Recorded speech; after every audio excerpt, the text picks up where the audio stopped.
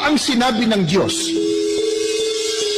huwag kayong magkakaroon ng ibang Diyos maliban sa akin. Huwag kayong magkakaroon ng Diyos-Diyusan o kaya'y larawan o ribulto ng anumang nilalang na nasa himpapawid, nasa lupa o nasa tubig. Huwag kayong yuyukod o maglilingkod sa alinman sa mga Diyos-Diyusan yan, sapagkat akong Panginoon ay papalipughuin.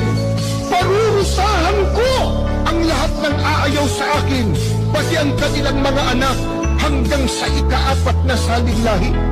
Napakabigat po palang kasalanan sa harap ng Diyos, yung pagsamba sa mga larawan, imahin o ribulto. Bakit? Ang Diyos mismo nagbawal. Ano sabi niya sa tao?